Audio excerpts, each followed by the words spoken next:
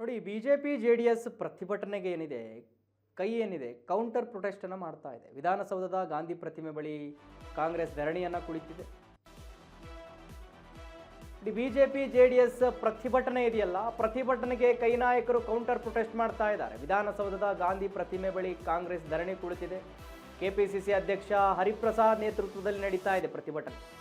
ಕಾಂಗ್ರೆಸ್ ಶಾಸಕರು, ಸಚಿವರು, ಪರಿಷತ್ ಸದಸ್ಯರು ಭಾಗಿಯಾಗಿದ್ದಾರೆ. ಈ ಒಂದು ಪ್ರತಿಭಟನೆಯಲ್ಲಿ 4 ದಿನಗಳಿಂದ ಕಲಾಪ ನಡೆಯಲು ವಿಪಕ್ಷಗಳಿಂದ ಅಡ್ಡಿಪಡಿಸಲಾಗ್ತಾ ಇದೆ. ವಿಪಕ್ಷಗಳ ನಡೆ ಖಂಡಿಸಿ ಕಾಂಗ್ರೆಸ್ ನಾಯಕರ ಪ್ರತಿಭಟನೆ ನಡೀತಾ ಇದೆ. ಪ್ರತಿಭಟನೆಯಲ್ಲಿ ಎಸ್ ಟಿ ಸೋಮಶೇಖರ್, ಹೆಬ್ಬಾರ್ ಭಾಗಿಯಾಗಿದ್ದಾರೆ. ಪ್ಲೇ ಕಾರ್ಡ್ ಅನ್ನು ಹಿಡಿದು ವಿಪಕ್ಷಗಳಿಗೆ ಧಿಕ್ಕಾರ ಕೂಗಿದೆ ಕಾಂಗ್ರೆಸ್.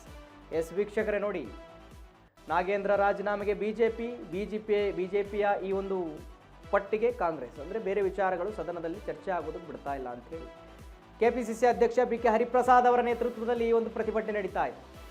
ಈ ಒಂದು ಪ್ರತಿಭಟನೆಯಲ್ಲಿ ಕಾಂಗ್ರೆಸ್ನ ಎಂಎಲ್ಎಗಳು, ಪರಿಷತ್ ಸದಸ್ಯರು, ಸಚಿವರು ಎಲ್ಲರೂ ಕೂಡ ಭಾಗಿಯಾಗಿದ್ದಾರೆ. ಕಳೆದ 4-5 ದಿನಗಳಿಂದ ನಾಗೇಂದ್ರ ವಿಚಾರವನ್ನು ಬಿಟ್ಟು ಬೇರೆಯದನ್ನು ಚರ್ಚೆ ಮಾಡೋದಕ್ಕೆ ವಿಪಕ್ಷಗಳು ಬಿಡ್ತಾ ಇಲ್ಲ. ಬೇರೆ ವಿಚಾರವನ್ನು ತೆಗೆದುಕೊಂಡಾಗ ವಿಪಕ್ಷಗಳು ಗದ್ದಲ, ಕೋಲಾಹಲ ಎಲ್ಲವೂ ಎಬ್ಬಿಸ್ತಾ ಇದ್ದಾವೆ. ಸದನವನ್ನು ಮುಂದೂಡಲಾಗ್ತಾ ಇದೆ. ರಾಜ್ಯದ ಹಲವು ಸಮಸ್ಯೆಗಳಿದ್ದಾವೆ, ಚರ್ಚೆ ಆಗ್ತಾ ಇಲ್ಲ. ಎಲ್ಲದರ ಕುರಿತಂತೆ ಕಾಂಗ್ರೆಸ್ ಕೂಡ ಕೌಂಟರ್ ಪ್ರೊಟೆಸ್ಟ್ ಅನ್ನು ಮಾಡ್ತಾ ಇದೆ. ಎರಡೂ ಕೂಡ ಗಮನಿಸ್ತಾ ಇದ್ದೀರಿ. ಒಂದು ಕಡೆ ಬಿಜೆಪಿ ಕಪ್ಪು ಟಿ ಶರ್ಟ್ ಅನ್ನು ಧರಿಸಿ ಪ್ರೊಟೆಸ್ಟ್ ಮಾಡ್ತಾ ಇದ್ರೆ, ನಾಗೇಂದ್ರ ಅವರ ರಾಜೀನಾಮೆಗೆ ಪಟ್ಟನ್ನು ಹಿಡಿದಿದ್ರೆ, ಆ ಒಂದು ಪ್ರೊಟೆಸ್ಟ್ಗೆ ಕೌಂಟರ್ ಪ್ರೊಟೆಸ್ಟ್ ಕಾಂಗ್ರೆಸ್ ಮಾಡ್ತಾ ಇದೆ. ಎರಡೂ ಕೂಡ ಗಮನಿಸ್ತಾ ಇದ್ರೆ ಟಿವಿ ಸ್ಕ್ರೀನಲ್ಲಿ.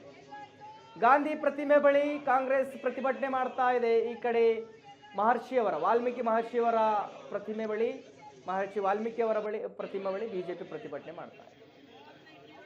ಈ ದೃಶ್ಯದಲ್ಲಿ ಗಮನಿಸ್ತಾ ಇದ್ದೀರಿ. ಈ ಒಂದು ವಿಚಾರ ಇವಾಗ ವಿಧಾನಸೌಧದಲ್ಲಿ ನಿಜವಾಗಲೂ ಕೂಡ ಅಲ್ಲಿ ಯಾವ ರೀತಿ ಹೈಡ್ರಾಮಾ ನಡೀತಾ ಇದೆ ಅಂತ ಹೇಳಿದ್ರೆ, ರಾಜ್ಯದ ಸಮಸ್ಯೆಗಳನ್ನು ಚರ್ಚೆ ಮಾಡೋದು ಒಂದು ಬಿಟ್ಟು ಎಲ್ಲವೂ ಕೂಡ ನಡೀತಾ ಇದೆ.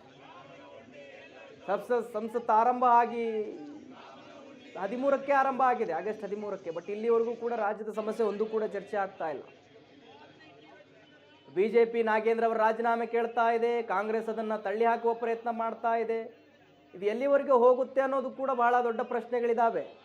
ಇವೆಲ್ಲದಕ್ಕೂ ಒಂದು ತಾರ್ಕಿಕ ಅಂತ್ಯವಂತ ಸಿಕ್ಕಿ ರಾಜ್ಯದ ಸಮಸ್ಯೆಗಳಿಗೆ ಬಗ್ಗೆ ದಯವಿಟ್ಟು ಅಲ್ಲಿ ಚರ್ಚೆಯನ್ನು ಮಾಡಿ.